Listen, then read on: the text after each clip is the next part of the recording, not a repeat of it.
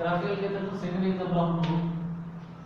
x + y = 1 आणि 2x + y = 4 असे हे दोन linear equation in two variable simultaneous equation आहे.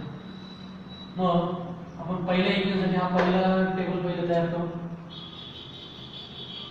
पहिले इक्वेशन आहे x + y = 1. काय करणार आता x ची व्हॅल्यू y च्या स्वरूपात आपण तयार करायचं इक्वेशन. म्हणजे x = 1 y ची व्हॅल्यू y ची साइड चेंज करायची. y इकडे पॉझिटिव्ह आहे, इकडे आल्यावर निगेटिव्ह आहे. x = 1 - y. मग आता y च्या किमती आपल्या मनाने घ्यायच्या, त्यानुसार x च्या किमती शोधू. इफ y = पहिली y ची व्हॅल्यू घेऊ आपण 2, y = 2. मग इक्वेशन काय आहे तर x = 1 - y. मग x = 1 मायनस y ची किंमत काय आहे तर 2. म्हणजे x = 1 - y. सबट्रॅक्शन 1 येईल त्याचं, परंतु मोठ्या संख्येचं चिन्ह द्यावं लागेल म्हणून व्हॅल्यू येईल -1. म्हणजे x ची व्हॅल्यू आली -1 आणि y ची व्हॅल्यू आहे 2. कोऑर्डिनेट तयार झाले -1 आणि 2. याच पद्धतीने दुसरी व्हॅल्यू इफ y = 4. समजा y ची व्हॅल्यू 4 घेतली. x = 1 - y म्हणजे x = 1 - 4. x = 1 - 1 - 4 3 येतील. मोठ्या संख्येचं चिन्ह म्हणून निगेटिव्ह चिन्ह. यानंतर दोन व्हॅल्यू पॉझिटिव्ह घेतल्या. आता ठीक आहे, एक अजून व्हॅल्यू आपण पॉझिटिव्ह आणि पुढची निगेटिव्ह. समजा x = if y = 5. x = 1 - y म्हणजे x = 1 - 5. x = 1 - 5 -4. आता मात्र एक व्हॅल्यू आपण निगेटिव्ह घेऊ. If y = -2. -2 अशी व्हॅल्यू. इक्वेशन काय x = 1 - y. x = 1 आता y ची व्हॅल्यू निगेटिव्ह म्हणून ब्रॅकेट मध्ये लिहू -2. म्हणजे x = 1. 2 ला दोन साइन आहे, एक साइन ब्रॅकेट मध्ये आणि एक साइन ब्रॅकेटच्या बाहेर. मग चिन्हाचे नियम वापरायचे -2 म्हणजे x = 1 + 2 3. आता हे कोऑर्डिनेट आपल्याला लिहायचे राहिले. y ची व्हॅल्यू आहे 4 तेव्हा x ची व्हॅल्यू -3. कोऑर्डिनेट तयार झाले -3 4. y ची व्हॅल्यू आहे 5 तेव्हा x ची व्हॅल्यू आहे -4. म्हणजे कोऑर्डिनेट तयार झाले -4 5. आणि शेवटची x ची व्हॅल्यू आहे 3 जेव्हा y ची व्हॅल्यू -2 म्हणजे कोऑर्डिनेट तयार झाले 3 -2. अशा प्रकारे हे आपण 4 कोऑर्डिनेट तयार केले. आता दुसऱ्या इक्वेशनचा विचार करू. दुसरे इक्वेशन काय 2x + y = 4. आता या व्हॅल्यू काढायला थोडंसं अवघड आहे, कारण x ला इथे कोएफिशियंट आलाय 2. मग इक्वेशन असं आहे 2x + y = 4.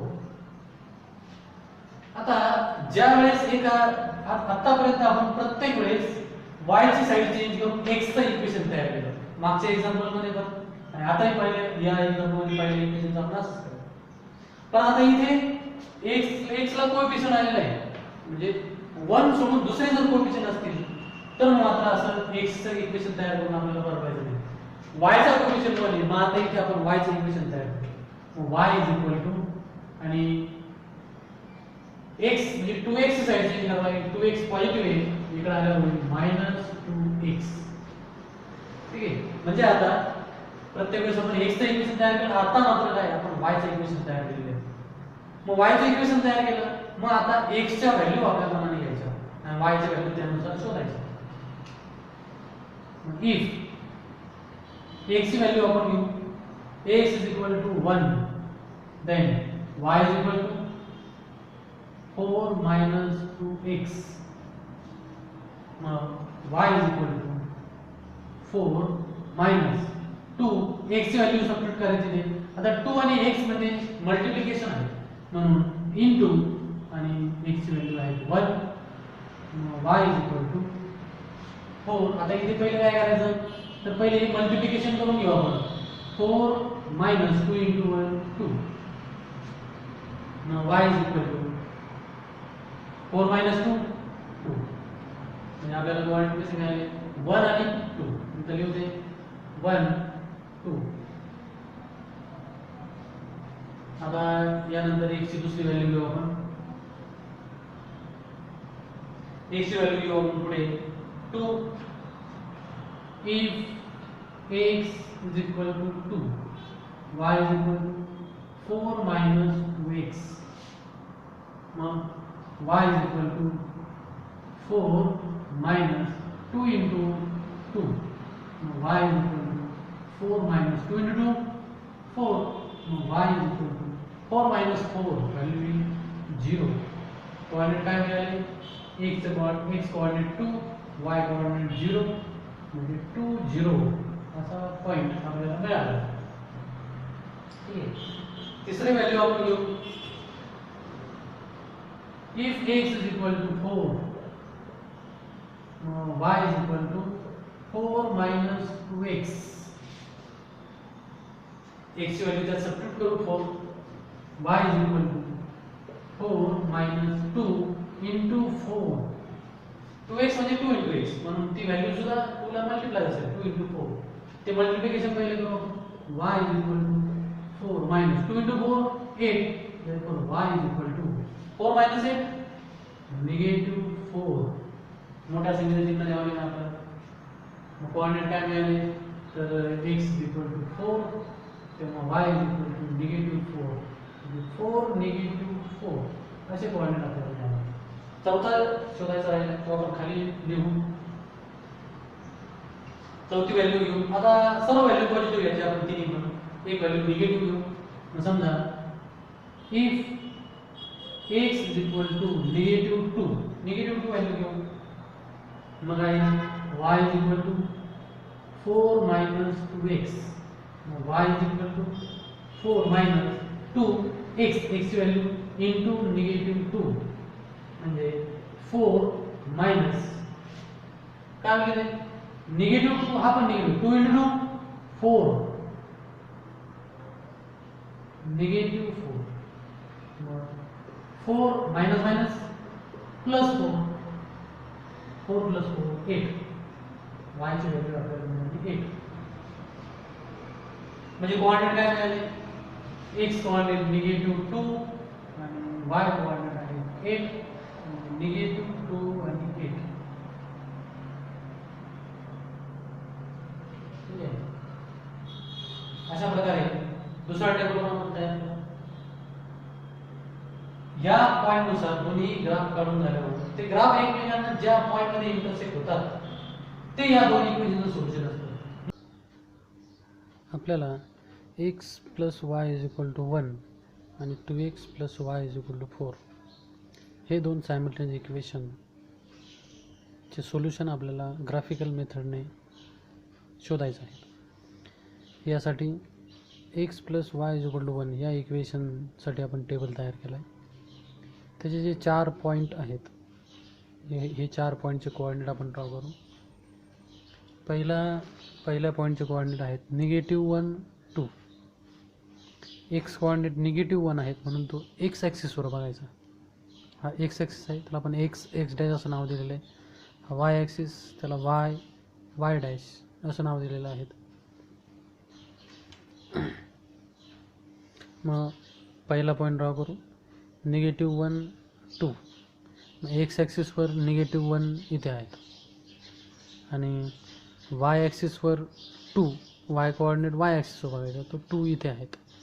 मग -1 आणि 2 -1 मधनं जाणारी उभी रेषा 2 मधनं जाणारी आडवी रेषा एकमेकांना इथे इंटरसेक्ट होतात. तिथे पहिला पॉईंट आहेत -1 2. दुसऱ्या पॉईंटचे कोऑर्डिनेट आहे -3 4. म्हणजे x coordinate -3, y coordinate 4. -3 x coordinate x ॲक्सिसवर बघायचा आणि y कोऑर्डिनेट आहेत 4, म्हणजे y ॲक्सिसवर 4 इथे आहेत. -3 मधनं जाणारी आडवी रेषा आणि उभी रेषा आणि 4 मधनं जाणारी आडवी रेषा एकमेकांना इथे इंटरसेक्ट होतील. तो पॉईंट इथे असेल -3 4. पुढचा पॉईंट आहे -4 5. x ॲक्सिसवर -4 म्हणजे x कोऑर्डिनेट आणि y कोऑर्डिनेट 5 y ॲक्सिसवर. मग -4 आणि 5, -4 मधनं जाणारी उभी रेषा, 5 मधनं जाणारी आडवी रेषा एकमेकांना इथे छेदतील. यानंतर 3 -2. x coordinate 3, y coordinate -2. मग x ॲक्सिसवर 3 इथे आहेत आणि y ॲक्सिसवर y कोऑर्डिनेट -2 इथे आहेत. मग 3 मधनं जाणारी उभी रेषा, y मधनं जाणारी आडवी रेषा एकमेकांना इथे इंटरसेक्ट होतील. अशा प्रकारे आपण 4 पॉईंट पहिल्या इक्वेशनचे ड्रॉ केले. ते जर आपण ऑब्झर्व केलं तर एका लाईनीतच येणार. एखादा पॉईंट जर 4ही पॉईंट कोलिनियर एका लाईनवर आलेले आहेत. जर एखादा पॉईंट बाजूला आला, समजायचं आपलं तो पॉईंट शोधताना कॅल्क्युलेशन चुकलेलं आहेत, मग तो पॉईंट पुन्हा क्लिअर करायचा. आता हे 4ही पॉईंट एका लाईनवरच आले म्हणजे ते सर्व बरोबर आहेत. मग अशा प्रकारे पहिल्या इक्वेशनचा ग्राफ आपण काढला. मग त्या लाईनवर आपण ते इक्वेशन लिहू x + y = 1. आता याच प्रकारे दुसऱ्या इक्वेशनचा ग्राफ काढायचा. दुसऱ्या इक्वेशनचा ग्राफ काढताना दुसरा टेबल आपण त्यासाठी तयार केला आहे. पहिला कोऑर्डिनेट आहेत 1 2, म्हणजे x कोऑर्डिनेट 1 म्हणून तो x ॲक्सिसवर बघायचा, y कोऑर्डिनेट आहे 2 म्हणून तो y ॲक्सिसवर. मग 1 मधनं जाणारी उभी रेषा, 2 मधनं जाणारी आडवी रेषा एकमेकांना इथे इंटरसेक्ट होतात. तो पॉईंट तिथे आहेत. पुढचा पॉईंट आहेत 2 0, म्हणजे x coordinate 2, y coordinate 0. y coordinate 0 आहे याचा अर्थ तो पॉईंट x ॲक्सिसवर आहे जिथे 2 आहेत तिथे. मग x ॲक्सिसवर 2 इथे आहेत, y कोऑर्डिनेट 0 आहे त्यामुळे तो पॉईंट मग x ॲक्सिसवरच आहेत 2 या ठिकाणी. पुढचा पॉईंट आहेत 4 -4. x कोऑर्डिनेट 4 आणि y कोऑर्डिनेट -4 इथे. x कोऑर्डिनेट 4, 4 मधनं जाणारी उभी रेषा, -4 मधनं जाणारी आडवी रेषा इथे येतील 4 -4. पुढचा कोऑर्डिनेट आहेत -2 8. -2 x कोऑर्डिनेट -2 इथे आहेत आणि y कोऑर्डिनेट आहेत 8. तो y ॲक्सिसवर बघायचा 8 इथे. मग -2 मधनं जाणारी उभी रेषा, 8 मधनं जाणारी आडवी रेषा एकमेकांना इथे इंटरसेक्ट होतील. हे तो पॉईंट तिथे ड्रॉ करायचा. अशा प्रकारे एक, हा दुसरा 2 वर असलेला तिसरा आणि हा चौथा, असे 4 पॉईंट आपण इथे ड्रॉ केले. यामधनं जाणारी रेषा आपण ओढू.